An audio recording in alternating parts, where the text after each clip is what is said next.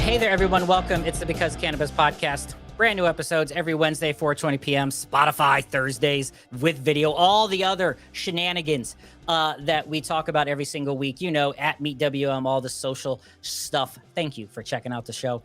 My name is B.C. Wehman. That is Dustin Kava. Dustin, how are you this fine day? I'm doing awesome, man. I am fucking stoked about today's show. So bringing the energy, Dustin. Always appreciate it. Always bringing that energy. Dustin, I know that I'm going to put this on you. Sometimes you come up with a lot of the headlines, a lot of the titles for our show. I don't know if people pay attention. We put a lot of effort, a lot of work into naming our shows. There's a lot of alliteration. There's at least 3.5 minutes of back and forth conversation between Dustin and I prior to naming a show. We have a fun guest on today, Dustin. We have a guy who's going to make us guffaw, I hope. Putting a lot of pressure on you, Jon Gabrus, right now, sitting in the waiting room. We need to bring the funny. So we got all this stuff coming up, a stoner-centric guest, and you drop Blazed and Confused, like stoner meme 101, like 5th grade stoner joke. Come on, Dustin Kava. I feel, were you just scrambling last minute? Did I not help you enough this week? What's going on right now? Yeah, I definitely was just thrown under the bus. Yeah. No, man. I don't know. I was actually thinking about what's his name? Just came out with another fucking book, and the first book was complete shit. Fucking McConaughey's new book. And I don't know, man. It just made me think of him in that movie. All right. I retract that. I apologize. I didn't mean to make fun of you. You know why? I'm feeling a little guilty. If I'm being honest, Dustin, I'm feeling a little guilty. Last night, it was 2 nights ago, actually. So now it's 2 nights in a row. I'm 48 hours of consuming my medical grade product from the state of Ohio in a cheap rubber 3D printed bowl that I bought from Amazon. Because I broke my glass pipe again, Dustin. It's really annoyed me. And then I know when I bought this pipe, you got into this big, huge lecture as a glass lover and pipes. Like, oh my gosh, you got so mad and offended that I would dare use something probably 3D printed in China. I'm not going to lie. It was like $7 on Amazon. I felt a little bit judged, but I just smoked out of it and I felt bad. I did feel bad. I felt like a ghost, like a little Dustin Kava over here, your beard probably like getting into my mouth because it's all like unkempt. Man, I'm really mean today. Jeez, I apologize. And just, yeah, I felt your shame, like, because I was using that. So there, I feel bad, if that makes you feel any better.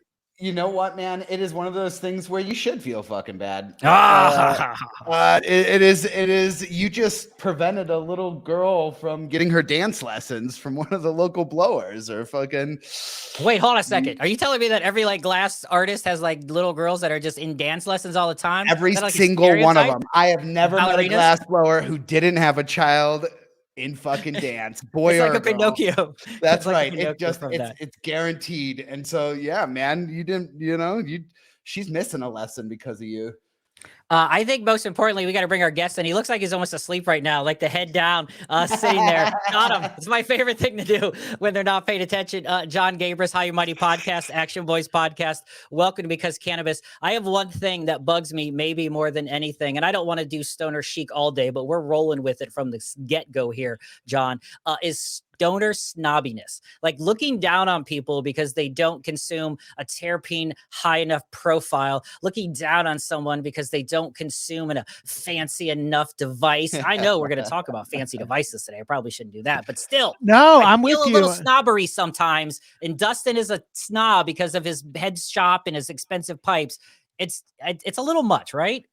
Well, I feel like to each their own. You know, if you're hanging out with someone who is just like, I like red wine, and you're like, cool, yeah, me too. But if you're hanging out with someone who's like, oh, the 95 Malbec from, you know, this is like my favorite, then you can play along. But like, I think looking down on anyone for either is mad frustrating, because like, if someone, the other one is tolerance, like braggery, like yeah.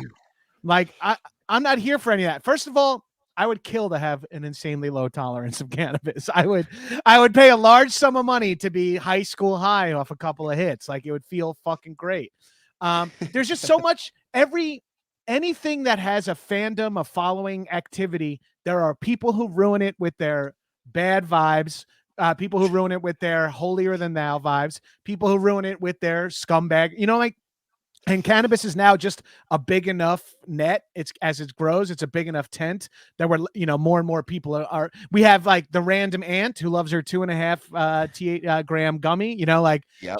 There's an aunt who loves her gummy. And then there's a dude who only does dabs of 94% live rosin. Yeah.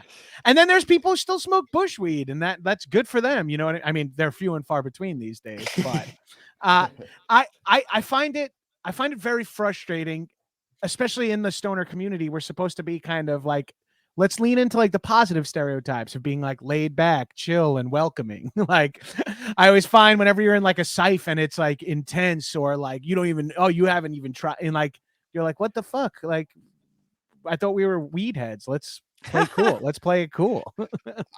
I don't know. Owning the shop, you could definitely see a class divide, you know, of the people who would walk in and what they would buy. And when they would congregate to the center of the store together, there was this moment of silence where you're like, are they going to get each other, or are they going to, you know, like fucking hate each other? And it is, for the most part, you know, everybody was kind, but you would see a couple like that'd be like, wait a second, you don't break out the backpack with the torch and the fucking nail and the dab mat and the tool and the fucking temperature gauge and the It's fucking so much work. And it is, and it's definitely, you see the divide in everything, but specifically inside the store, it was very clear when they would walk in the door. Yeah, I get that. Like, I mean, I have snobbery, like I have opinions, but I'm not gonna, if someone is gonna hand me like a machine pre-roll at a party that they like brought, I'm happy to share in their weed. If I'm going to like choose exactly what I want to smoke, I'm gonna stuff my own cone of stuff I just ground. You know what I mean? But like, I'm open-minded to other people's shit. I will, you know, like pass on certain vapes that I'm like, that stress me out on view, but otherwise I'm fucking game for whatever people want to do. I'm not going to judge you, but just like I'm not going to judge someone else's car, I'm still going to choose the car I want to drive. Like, I'm not going to get, like, if I get in someone else's car, I'd be like, get these fucking Dr. Pepper cans off your floor. Like, whatever, to each their own. But I have car preferences. I prefer a clean car. I prefer a hybrid, you know, like I have, but I'm not going to fucking get on anyone else's case. I prefer flower. I prefer, you know, hybrids. Like, I'm just not going to get on other people's cases. Should you call them out? Oh, we gotta talk something else here. Should you call them out for their dirty stuff? Do you just awkwardly? Because I have a friend like this, and I'm not sure if I should confront him. He doesn't listen, so I'm not worried about it. I'm not sure if I should confront him. Like, his shit is dirtier than what he should be as a human, right? Like, he's got more shit in cans and like cigarette cartons left over that he shouldn't have in there, because his house is relatively clean. So he clearly views his car is not an extension of his home. But I want to mention it, but instead, if I ride with him, which I try many ways to drive, I just kind of scooch in and your feet between it, and it's awkward. Do you call people out, or should you just fucking take the ride? I think this is a call for some light passive aggressiveness. Oh. And maybe like it's what's the word I'm looking for? Magnanimous passive aggressiveness, or like you get in and go, oh, let me just clean this up for you. Yeah. And just like stuff some stuff in a bag. And that should be like a light enough shame to someone to be like, oh, right, maybe I shouldn't ask a friend to sit amongst garbage when they come in my car. Like, cars get messy. If he doesn't say so, if your friend doesn't go like, sorry, dude, it's a fucking trash pile over there. Yes, that's acceptable. Usually I know when the parents taught them shame. Usually they've been long enough friends that you're like, they taught you right. It's you's fucked up somehow. Do you think that there is a divide based on like when you started smoking? I mean, like I used to go to my dude and I didn't give a fuck what he got. It was whatever the dude had is what I grabbed, you know? And so that preference has that always seeking top shelf, that always seeking this crazy device. It hasn't really been instilled in me because I still remember the days when I'll fucking take whatever the hell was there. When I would get my fucking $80 eighth delivered to my door, and I didn't even, and I had a choice of like 4. Yeah, I'm talking about New York in the late aughts. You know, you're just like, yeah, okay, yeah, I'll have headband again. Thank you. I love this one. You know. Yep. Oh, if I let you burn one with me in my apartment, we could smoke your weed. Well, I'm desperate enough that I'll hang out with you for the next 2 hours, guy. I think if you come from that world, or you come from the world of like pulling fucking anything that looks green out of your ashtray and breaking off the black part and putting it back in the bowl, then you're a little more open-minded about but I think a lot of people who are late to the game, like I have friends who just go off the THC number. I'm like, if it was alcohol, would you just drink only Everclear? Like, it doesn't make much sense. It's like, you maybe make a fucking jungle juice with Everclear, but I don't think you need to chase the highest octane THC for every smoke session. As a matter of fact, half the people I know who know more about weed than me are like, that's not what's going to make it good or bad or anything. Or even higher. Yeah, you're right. Because it's like all the entourage effect and your own endocannabinoid system and shit. It's like there's so many variables at play that it's like, 36 versus 34. I don't know. You know, I got to drive later. It's like, what the fuck are you talking about? It is pretty interesting, though, how it become that way. Like I would never have pictured myself, and I kind of, I guess in retrospect, am a bit of a snob because I would never picture myself like thinking about I need to have this like top stuff. But I am still, Dustin and I, we live in Ohio, so we're still in a backward state. We did just get medical, and it took me 3 years to finally get my card. And I just now have started to enjoy the picking and choosing of all the different little strains and the research. So I feel like I'm in that very much like that very enjoyable like honeymoon stage. Like I'm rediscovering cannabis after having a dude and getting what the dude had, and the dude had good stuff. But when you go to that next level, dispensary level stuff, we're going to talk with Jon Gabrus, talking here the packs. We'll talk about your packs, your packs line you have with the High and Mighty podcast. When you get to that next level stuff, it is just, it's a different level. And then you start to choose. And now I am at the point where if someone rolled up, I'd be like, where'd you get that from? And they'd be like, well, it's from my guy. And I'm like, yeah, you know what? I'll pass because I got stuff. Like I will pass. I've passed on weed. I have passed on cannabis. I will be like, no, thank you. I have my own, which I feel like never in my life have I ever been at that spot. Yeah, I mean that's that's a king of a tiny kingdom. That's a good place to be in, to have good cannabis at home, and you could pass on the swag at the party.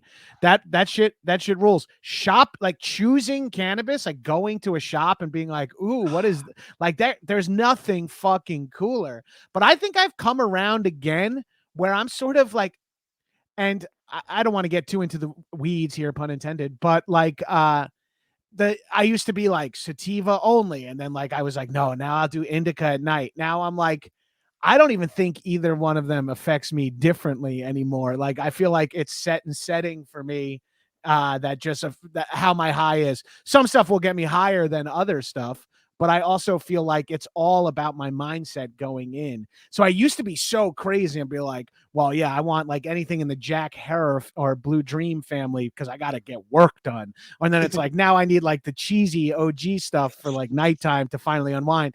Now I'm just kind of like, what's really good that you like? And it doesn't have to be expensive, especially now I'm in a situation, I'm on 2 fucking strikes with the unions and stuff, that I'm like, what do you have that you really like that is discounted at large quantities? Like, complicated question to ask the guy at the fucking Apple store of weed that we have 6 of in West Hollywood. I'd be like, oh, this is on sale. Like that. I've now become knowledgeable enough about brands that I know the brands whose flower I like. and whose like pods and concentrates I like. So I just like float around, wait to see something on sale. Yeah, and you're be checking like, the calendar and you're like, next Thursday, I'm going to snag this because it's 40% off. exactly. It's like, oh, so-and-so's doing buy one, get one half off Stone Road 8ths. I like their shit. Okay. I'll make it till Thursday then. Yeah, exactly, Dustin. That's Are we and good with the shake and the pre-ground, or does it still have to be like the flour? Because I'll do a shake. Give me a shake all day long. If it's like $20. if it all depends on my situation. If I'm going like if I'm going to be rolling right then and there for the weekend or for a festival or for the partier, I will gladly buy shake pre-ground, come home and stuff a bunch of palm leaves and stuff a bunch of cones. But if I'm like because I like the versatility of if I bring it home in its 8th or quad form, I could pull off a little bud for the bong, for the volcano, for my packs, the other packs, my flower packs, like or a bowl rip or grind it up and roll a J. You know, I'm not above shake at all. I am not above shake at all. If it's priced accordingly, I'm buying it for the price. Like if you're like, oh yeah, this is worth it. I'm not buying it to save the grind time. I got one of those fucking 8th chromium crusher, like it's done in 9 seconds and done. I was just thinking about one of those the other day. Dustin, I still have that grinder I bought at your shop. It's like, it's not even, I mean, it's smaller than this iPod case, and I still every fucking day, that's all I use for at least 4 years. That's how I grind my stuff. And I just the other day, I wondered, there's probably some like cool electronic device that does this, and I Googled it, and there's like 50. And I feel like electric. I haven't even thought of that. My brother they got had ones that look like this water bottle, right? And you just put it in top, and it goes, and it just makes like 5 cones, like it's a mini dispensary in your house. And do you know the chains on the end of a fucking fan? You know, the little ball chains that you used to fucking wear around your wrist and shit. My brother had a stroke when he was 4. He only has use of one arm, and they make this killer fucking grinder that is just a ball and chain that you snap onto it, and he can with one hand tap the top, and it grinds everything. He just like covers it like a cup, taps the top twice, and it's ground for him. And it's just a fucking fan chain spinning around, you know? But it's like, yeah, we're finally at that point that's where... pretty awesome. That's pretty rad. I guess, and forgive me because I know I'm just so fucking self-centered. I didn't even think about the accessibility in grinders. Like that's so amazing for people. Yeah, like, that's so rad. He never was able to before that, you know? Like he was just sticking a fucking large chunk in his pipe, and even lighting it is a pain in the ass. He had to be able to bite it just to hold it to light it, you know? So moving them to glass was a whole ordeal where I had to have glass blowers specially design the end of the pipes with like a bite groove that he could hold it, you know, and not have a carb and not fucking it's a whole manner of things. And the medical perspective, it's bullshit here. We're not allowed to combust it. We have to vape every bit of our flour. We're allowed to have oil, but again, there's weirdness with it. And, it's just not the same as everywhere else, but it's changed a lot. The accessibility is where I've seen some of the most innovation. That's so rad. Yeah, I guess I never thought, especially because cannabis a lot of people are pushing it through under the auspice. Yeah, it's for medicine. So the people who need medicine might not have full use of all their limbs and full capabilities like that. So that makes such rad sense. Like, oh man, this has got me excited for a whole new like swath of accessories that are built for accessible accessories for people to get high that aren't fully. Oh man, that's rad. I never thought of that. And that's just goes to show you like my privilege of being healthy in quotes, but healthy 42-year-old man. Healthy in quotes. Well, the real fact is though, it is 2023 and the reality is as much as that is awesome, there's so many amazing devices and aspects and forms of cannabis that are out there right now. And we'd be remiss if we didn't have Jon Gabrus on right now from the High and Mighty podcast. Let's bring up what you got going on here, John, and then we'll talk other stuff. But let's get what's going on. We have the combo. If you're out in one of those 6 or 7 Apple store of dispensaries in West Hollywood and whatnot, you combined and partnered. You sold your soul. Instagram potent. Got King Palm out there. You got packs out there. I love it. We love our palms, and we love the pack. Call me, maybe. Please. So you teamed up with PAX. They decided, hey, like we want to put your name on a pipe. The answer is yes. How much do I owe you? But somehow you worked the other way around. That's awesome, man. Yeah, no, I'm super stoked to engage with all these weed companies because like it's new, it's interesting. And when they reached out to me, PAX, who's kind of just been in the game for a long time and is, they're doing quality shit, when they reached out, was like, hey, I didn't even fully understand what they wanted me to do at first. I thought it was like just like IG post about this new PAX era, and I was like, yeah, gladly, this is like around what I charge, but like if it's this much product we can change, and they were like, no, we want you to design. And I was like, oh, I'm not even an artist. So I collaborated with my buddy I went to college with. We actually played rugby together in college. He's an artist and does all my merch, and so I had him throw together some merch adjacent stuff on the back of the PAX, and then the high and mighty on the front of the PAX. For people who don't listen to the podcast, might just still like the idea of being high and mighty while smoking weed. And so I was so stoked to be part of this. Like, I'm not a huge vape guy. Like I'm mostly flower, but when I am vape, it's for its inconspicuousness and indoor use and movie theater bathroom use and airport restroom use and hotel bed, like all the places that you can't smoke. And I find that this little high and mighty, but also tiny and mighty, this thing rips hard. The pods are they do some top quality shit. I'm smoking on Limoncello Haze, a sativa right now. It's live rosin. It's fucking stellar. And I can't get it's like literally the size of it's like a large thumb drive. It's like I can't explain how little and how powerful the battery lasts a while. Like, you got the Cadillac of fucking of distillate vapes or vapes, like oil vape pens, calling you and asking you for a collab. The fact of like changing your changing the fucking temp, that low voltage flavorful fucking hit, and even just the consistency throughout the whole damn cartridge. It's a great little device, man. And I love their dry herb vapes. I have a 2, and actually they just fucking sent me a free PAX Plus, which I am super fucking stoked. Hell yeah.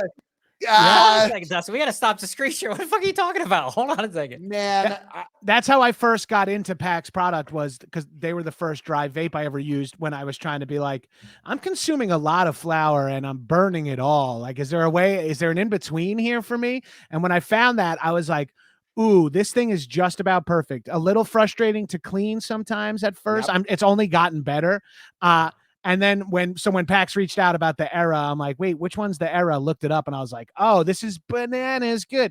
And you could put this and like 4 pods in your DOP kit on vacation and no TSA. I mean, I'm not promoting smuggling, but no TSA agent is going to get what the fuck that is. It's like, I put this in like my bag with my computer shit and it looks just like another fucking USB port. Yeah, I'll stick a little thing of fucking vape juice liquid in the bag with it that I got as a sample at some fucking vape shop somewhere. I go there before I fly and be like, do you have any free fucking sample? And then I stick those 2 bitches together, and it's never been a problem. But the flower, man, I've been on the plane a few times with my carry-on, and I was fucking stinking that plane up. It was like I was crossing my legs and sitting up straight the whole time, like fucking. Yes, sir. She wants. Yes, I do. I always check my flower deep because I'm afraid to have it on me for stinkiness purpose too.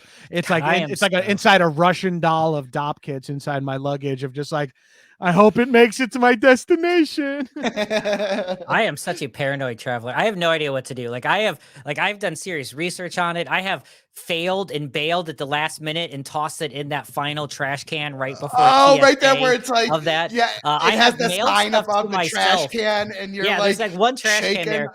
So last time I went, I mailed some package to where I was going because it's not a state where you can buy flour readily. And so I was all nervous, and I found out like there's only one. I'm not even gonna tell you folks what to do. There's one place you should go preferred if you're gonna mail it, which you shouldn't do because it's illegal. So I didn't do this.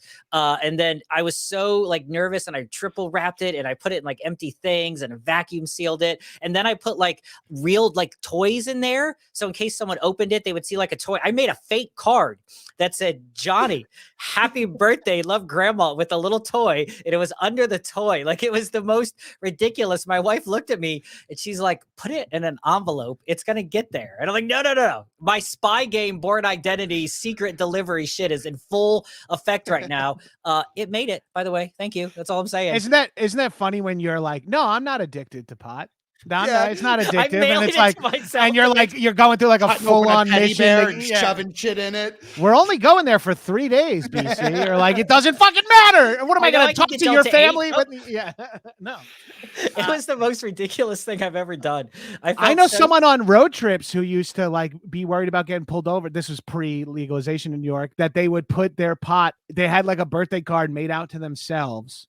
They had like a congratulations card that made out to themselves that they would keep opening and putting the joints in whenever they would travel, so that if they were ever to get found, they'd be like, oh, I guess my friend Ron threw joints in there and I had no idea. Like it was like, dear, I will not put the person's name in there, but dear, now kind of comedy celebrity, happy congratulations, here's a gift. Like, and he would just be like, we would go on the road and he'd have weed, but he's like, I'm like, is that inside a congratulations card? Yeah. It's like, it's one of the musical ones. Happy birthday. Like, hold on one second, officer.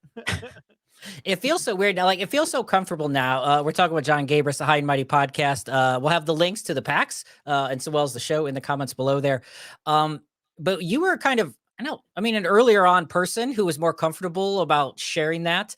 In fact, we just watched your reel before we went live. Just shout out, by the way, to the music in the background and the whole jam. I just love that you own who you are, but you were one of the people, and maybe it's different. I feel like this is where the Ohio part of me comes out in California. I had medical for a long time, but I think it was interesting to be early out in the industry and to talk about it openly and to be one of those people who's like comfortable with sharing your weed stories and talking about it. Is that timeline of people that got smaller and smaller. But I am always, and I have to ask, this is what I ask any person, basically who's famous.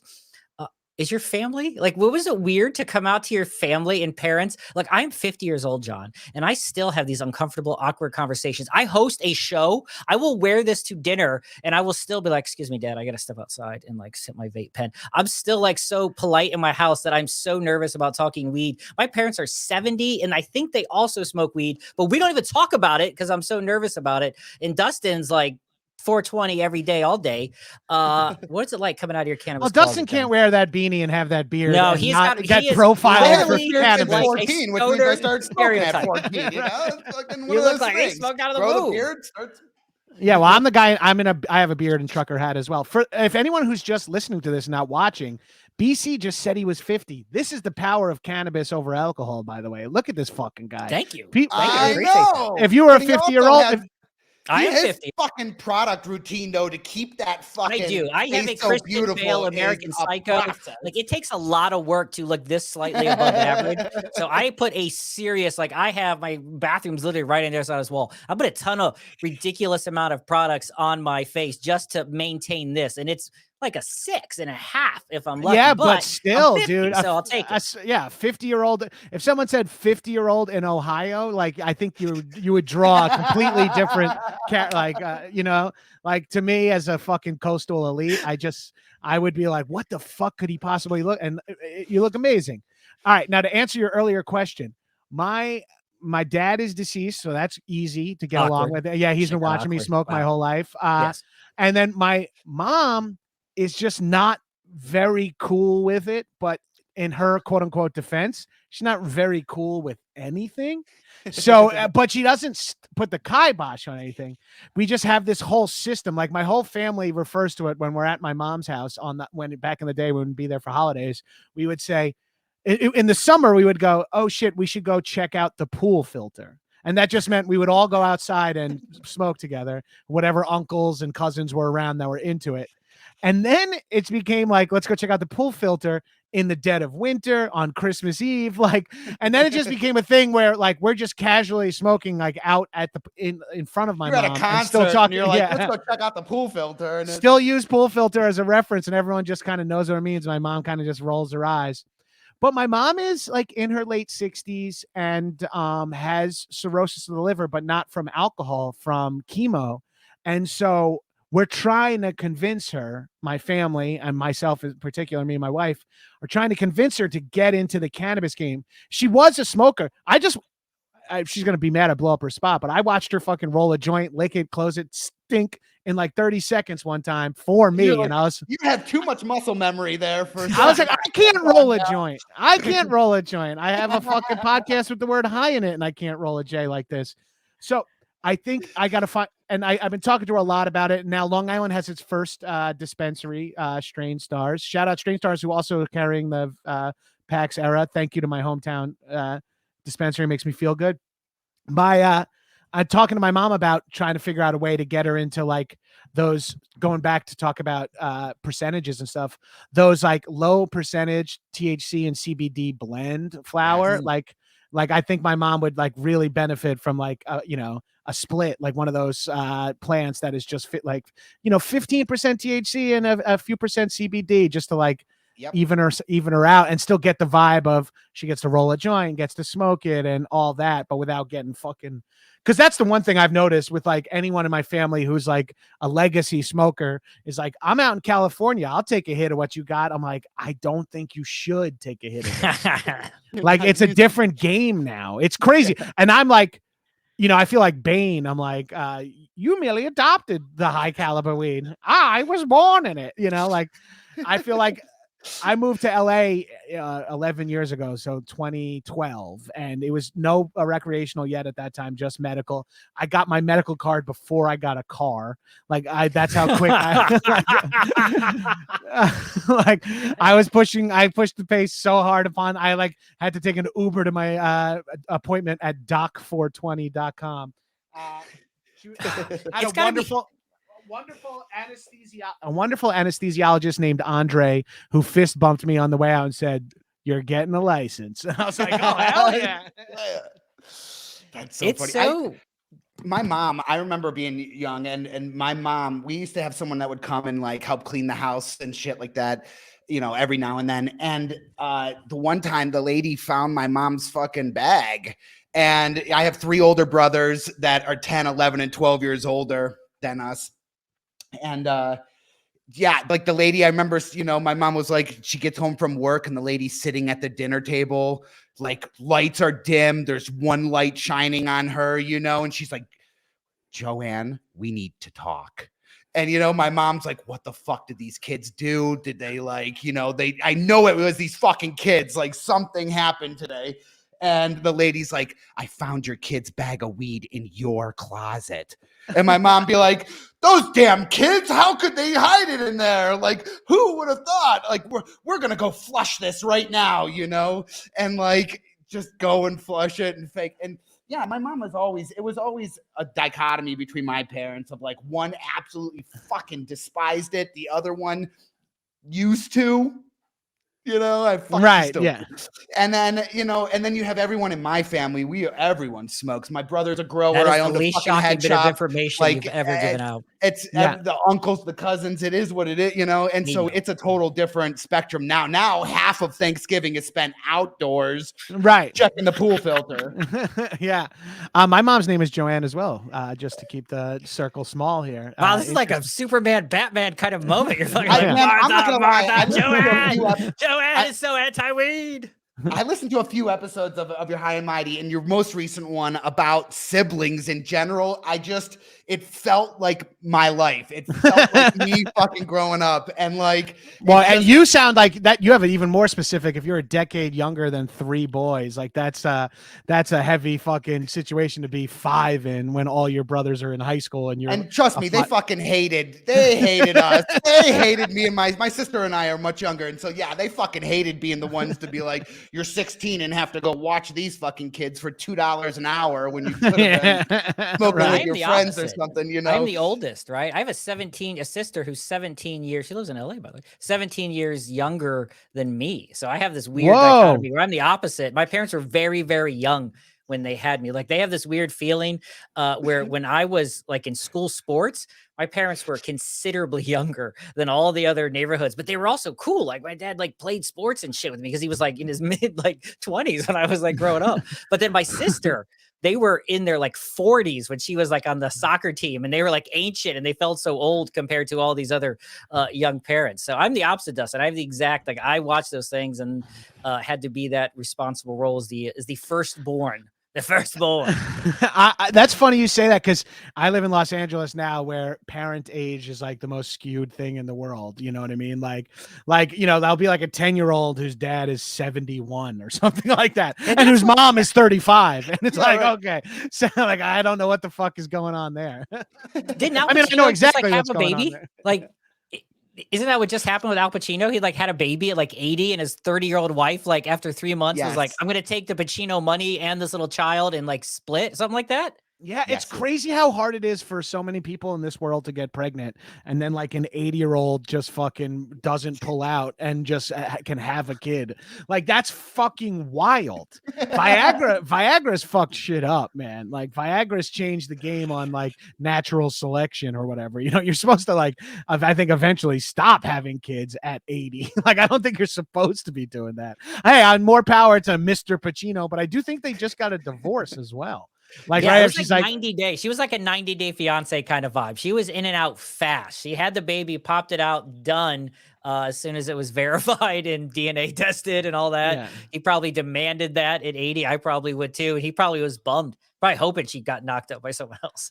Yeah, I know. Who knows? She was just like, oh, thank God I have my, Dina Pacino are now, and I can have my little daughter, and I could have the whole thing fine. I mean, I don't even know. Like, I don't even want to try to presuppose what the fuck their plan was or anything. Like, but she earned it if she just let 80-year-old Pacino fucking do a direct deposit. She earned whatever she wants at that point. I want to do like so many bad Pacino things. All right, Dustin and I have this like, so I really like that one.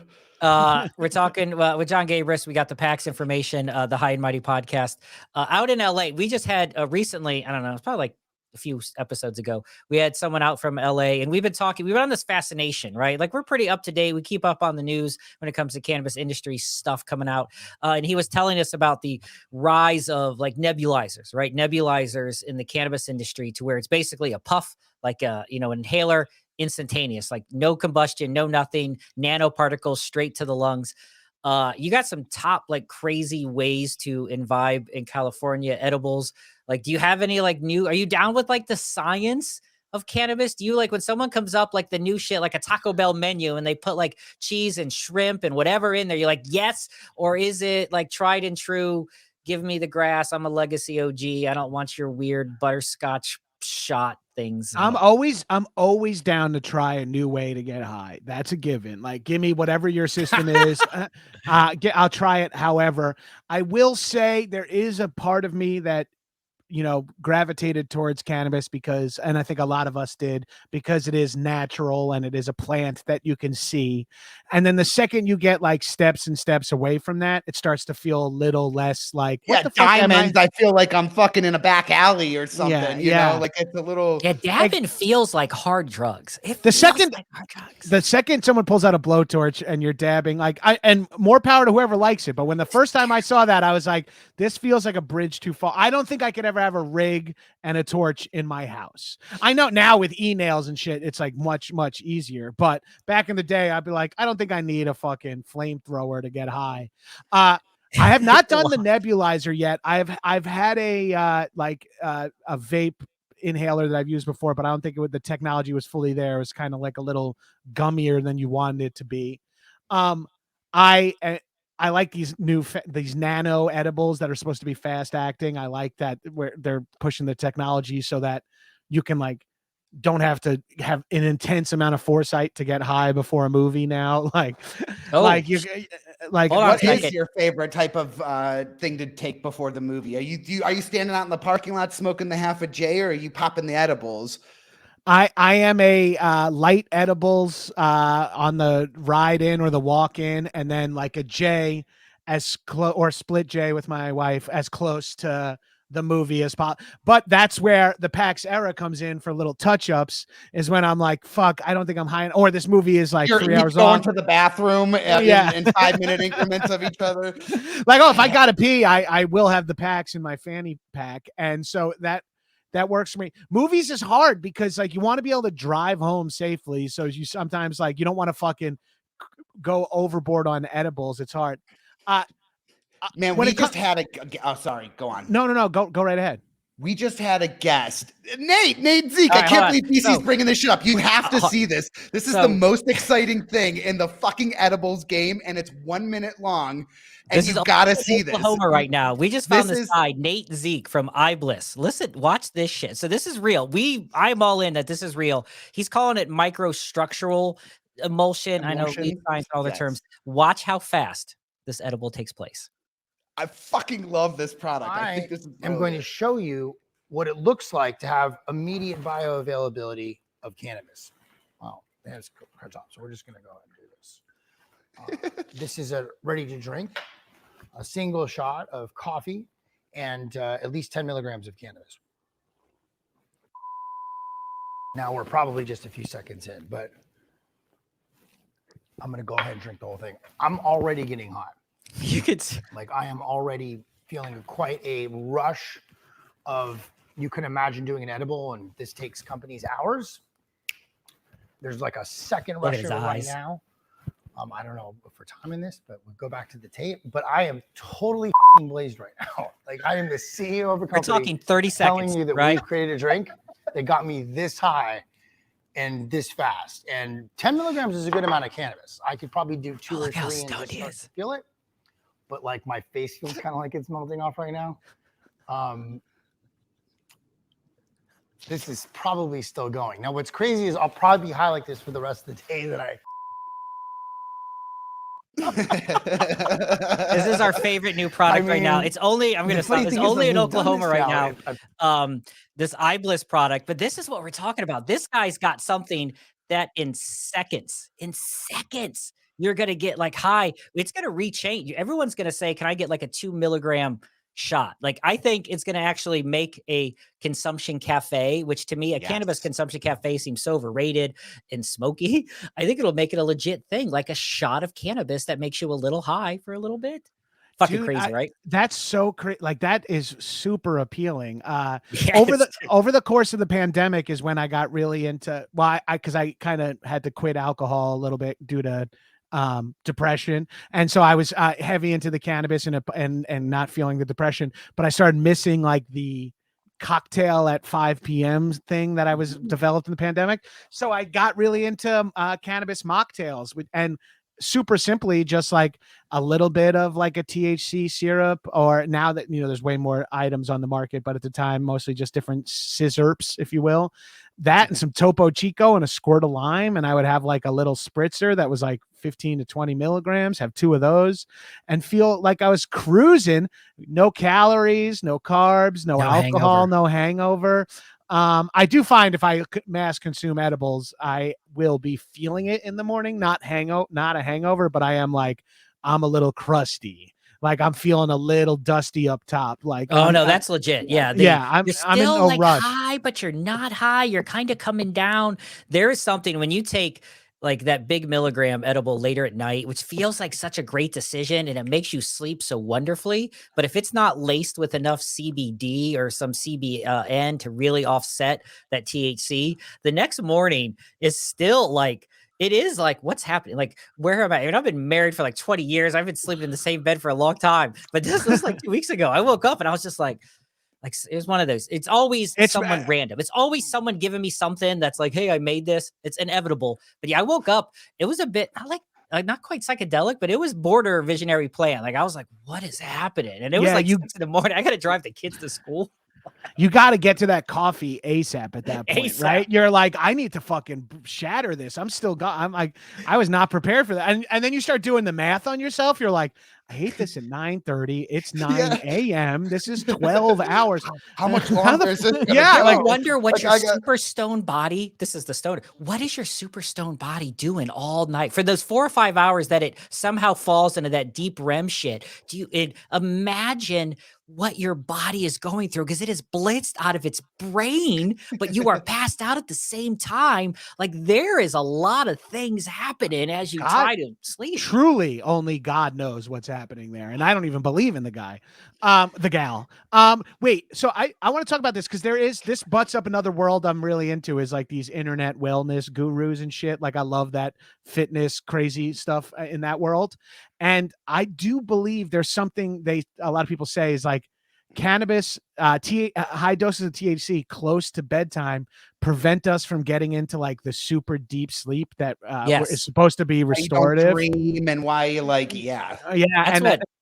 That's supposed to be super important. Like, that's what people who don't smoke weed at night say. Yeah, I've been lectured that I need more CBD. Like, do you dream, Jon Gabrus from the High Mighty podcast? I have not dreamed in 10 plus years. Do you dream at all? It's infrequent. And like, I have been taking more and more tea break days. So I think that's what's causing it. That's but are they violent and like an anime when they come back? Because mine are like an anime, like not like an anime you're finding on Netflix. We're talking like dark internet, dark web. We're talking like after, it'll be like months and months and months and months. And I will take a small break. And within 2 days, it is like a violent nightmare. Tim Burton meets like, anime shit. And I have to, because I've not when I consume, I don't ever. We're supposed to dream though. That there seems to be something a little scary of the idea of like, well, thank God I have weed, so now I don't dream. I mean, like that on like if you wrote that line out, that would be like a dare comment. You know what I mean? Like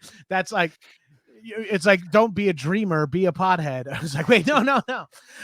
So there's got to be some power. Marketing campaign. Yeah, no, but like for my wife has terrible dreams all the time, and she like loves that the cannabis prevents her from having them, and so like I wonder like wherein lies how much of a disservice are we doing ourselves? I would say, like, not to get too much into the weeds here, but anecdotally, when you see like a legendarily old lifelong stoner, they seem to be okay, right? Like there's just something like there's not really as like Willie Nelson is not as crusty and like dumb fucked as you think he would be. Like Snoop Dogg is not like like these people are still like pretty with it for how much they consume. And that seems to be, it's not like alcohol where you're like, there's like an outlier of like, yeah, Dean Martin, where he can handle his life. Like I have like 9 people in my family tree that disprove that. But like, cannabis, you find these like legendary old, like I smoke a doob every morning and every night. I'm 91, and I like my long walks in my garden. Like it feels like there's something, and maybe, it's correlation, not causation, or vice versa. It's like the kind of people who smoke pot do get maybe more outdoors time, less time at bars, more time, better sleep, better rest, don't drive drunk, that don't abuse people. Like there's a lot of parallels. I don't know what I'm exactly saying here. I guess I'm trying to lightly justify cannabis use so I'm not fucking myself over in sleep. Like I guess I'm just laying the groundwork to say like all the decisions I make are correct.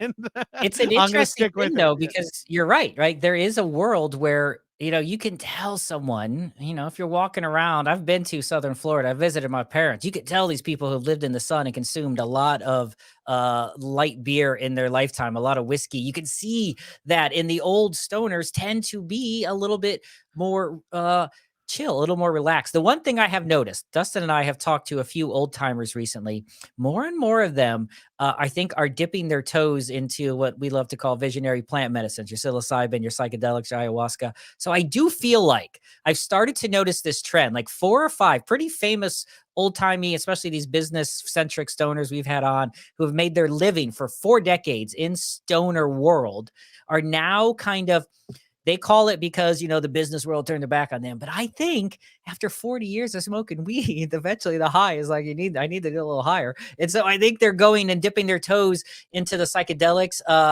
It's their, it's just something. I mean, every stoner I'm friends with and every stoner I blaze with, we are all like one hop, skip, and a jump, or one I've got shroom chocolates away from getting like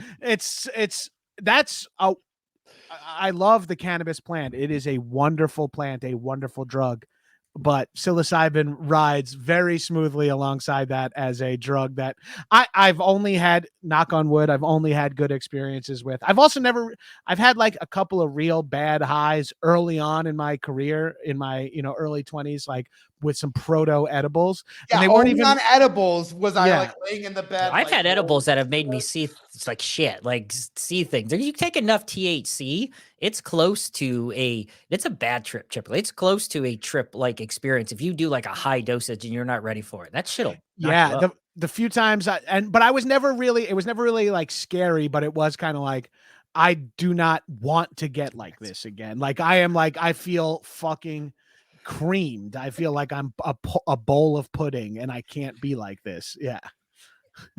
That's so funny. Yeah, I mean, I've taken shit where like what you see with your eyes closed is what you see with your eyes shut, you know. And I've still never been more scared than on a fucking edible, you know, 200 milligrams. That was just like, holy shit, this is not.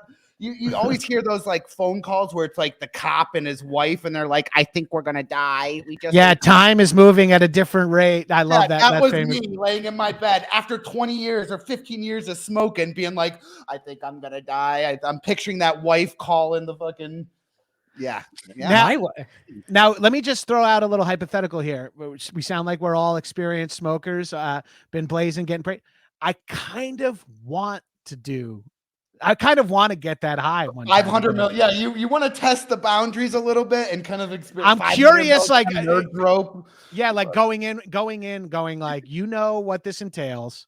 Let's let it rip and just see how high because I miss that. Like I love taking like a few times in the last couple of months. I've taken Monday through Thursday off and smoked for the first time at like a Thursday night. And that first joint just feels like fucking bananas good. Like I just to chase that experience, you know what I mean? Like it's worth, like that's how much I like getting high, that I could deal with not getting high for 4 days to feel it really good on the 4th day. And that's a complicated relationship I have with it, but it's kind of like that first beer after a hard week of work, you know what I mean? Like it just hits different.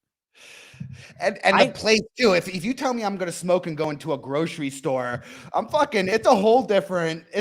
I'm 3 times more stoned than if I just went to fucking in the backyard for a minute. You know, it is a place and setting type of scenario. In a hotel, if I'm smoking by the window with the window cracked with a fucking wet towel over the smoke detector, like I am so ripped every time, and it's just because I'm fucking paranoid to begin with. I'm just you're just asking like, that's the police. I one of my first like a couple of months into living here, I was smoking weed in the car with a friend, and a car drove by, and I like put the weed down low, and we weren't driving, we were just parked, and I put the weed down low and like looked over. He goes to me, he's like, "Hey, New York, you're in California now, man. There's gonna be no guy in a bucket hat saying, 'Hey, put that out.' Like you're fine. Like even the cops don't do anything about it here." And I'm like, oh, what a game changer. I would like to be that. Like I want to feel that, but I need to be like, I gotta be in a safe space. Like I am too paranoid that I feel like I'd have to be at home or be like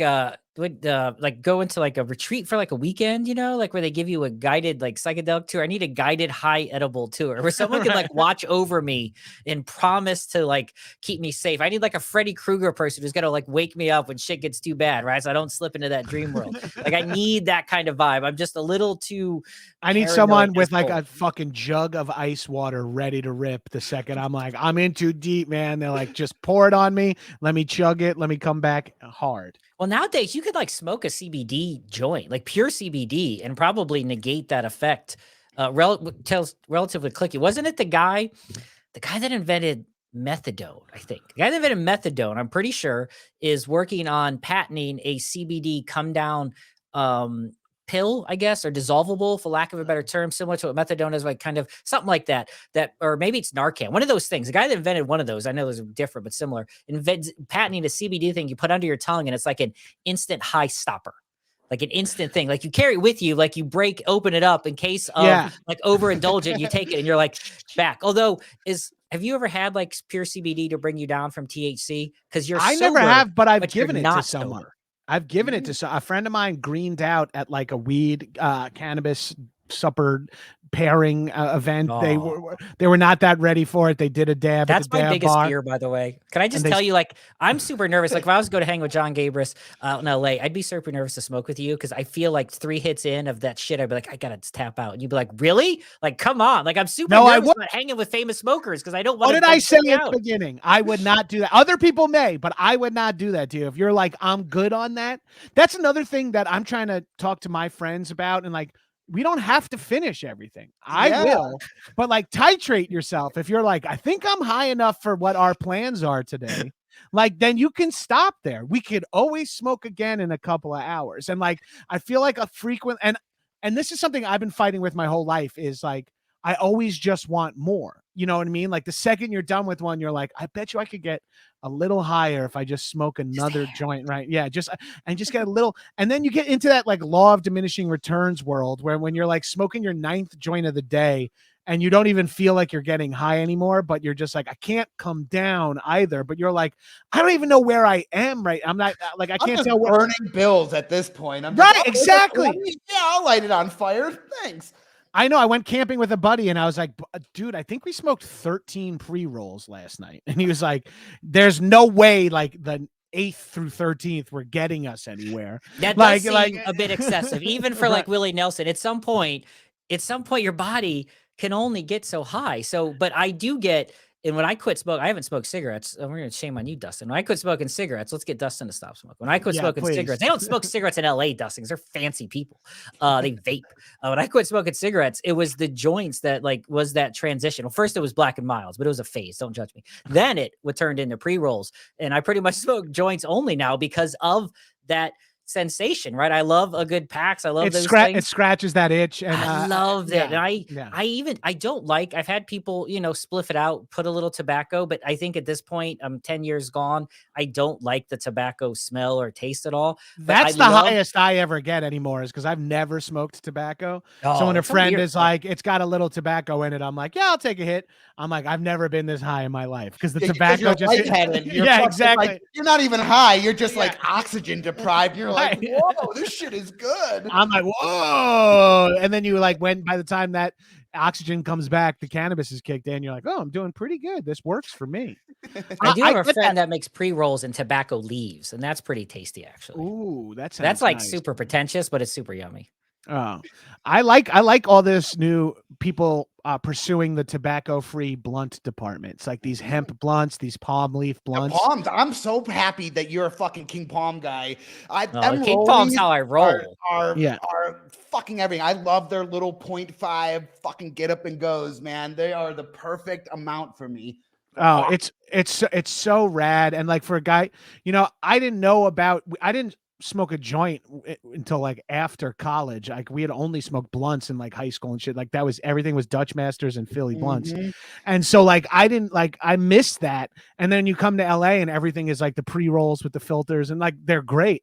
And then all of a sudden like no one can sell blunts because it has tobacco in it. And then they just start dropping these hemp derivatives and these palm leaf blunts. And then you're like, fuck, now I could buy pre-roll blunt. And then it got to the point where now I'm on Amazon just being like, or my local head shop just being like, yeah, let me get 20 King Palm leaves and I will fucking with the bamboo filter and shit. Yeah, fuck yeah. Man, dude, and that filter is no joke. It's splitting up. Fucking A. Now I got to get mine. No, the King Palm. I will shout out King Palm is the only person thus far in our illustrious career. We're not quite there as the High and Mighty podcast. And 100 episodes in, John, we have talked about a lot of things. King Palm is the only company that randomly heard us and sent us free shit. So shout out to King Palm. They sent us like $100 worth of stuff, rolling trays and grinders. And like my favorite, which are the rollies, the 0.5. That's the like little minis. Perfect, yeah. That's the best little smoke sesh. Like one person, that's the, I don't want to waste my weed, like a controlled session. That's all I really need. Like it's enough. It's enough to get me going. It's a great little taste.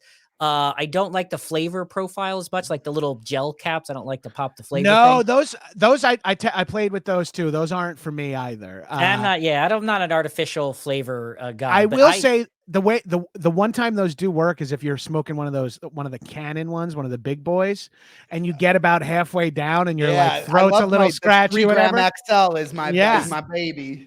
And then when you get like halfway down, then you pop the watermelon juice inside. And you're like, okay, this is fun for a little bit. It's like taking a Gatorade break or something.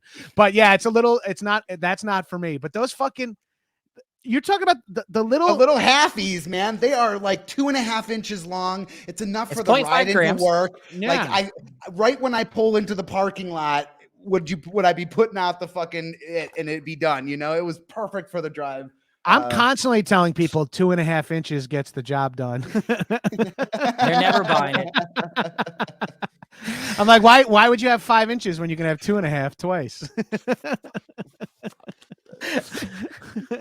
We're talking with Jon Gabrus. We got to get you out of here soon, John. Let's give a shout out to what we're here for, what you brought here today. You got the link below. Obviously, in adult use states, you can find it in California. And shout out to what was it, Strange Stars? I think in Strange Stars on Long Island, Gotham in New York, and then a few different dispensaries in and a few of the other legal states. Like, look it up. And I think if you live in a legal city, you can order legal state. You can order it online from the link that you have up there. Yeah.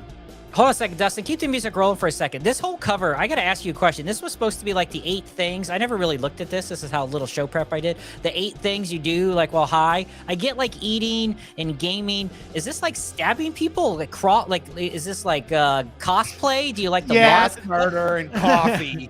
That's my Clue? that's my homage to fantasy. I love it. Fantasy novels, D&D, fantasy art. I feel like it pairs well with cannabis. We need a whole nother episode on those. Yeah, that's a rugby ball there. That's more of just like a little bit homage to me and the artist who did it. And then, of course, my dog, Arthur. Dogs rule when paired with cannabis and without. And then an island because who doesn't love the beach? And there's a podcast microphone in there, too. Coffee and sativa, that's how I roll. All right, Jon Gabrus, let's say goodbye to you. Thank you very much for joining the show. We appreciate it. All the links to all the cool stuff that John is doing is below. Thank you for joining us today. Thank you. Definitely listen to the High and Mighty podcast. It fucking rules. It is a good time. I appreciate that, dudes. Have a good one. Oh, I cut him out too early. Oh, no. shit, I messed up. We cut him out too early. Go, John. I have nothing to say except for keep that skin regimen up, BC. It's working wonders. I appreciate it. All right, now let's get rid of him. Jon Gabrus, check out the links below. I do that sometimes. Awkward intros, awkward outros. Every Wednesday, 4:20 p.m. Because Cannabis on YouTube. Brand new video podcast Thursday on Spotify. Everywhere you listen to audio podcasts at Meet WM socially. Check out some of friends of our show, Plant Save My Life podcast, and some other people. Links below. Dustin Kava, this is an awesome show, man. Thanks for joining me. I'm leaving to go watch 101 Places to fucking party before I die. Start sucking up. All right, we'll see you guys next week.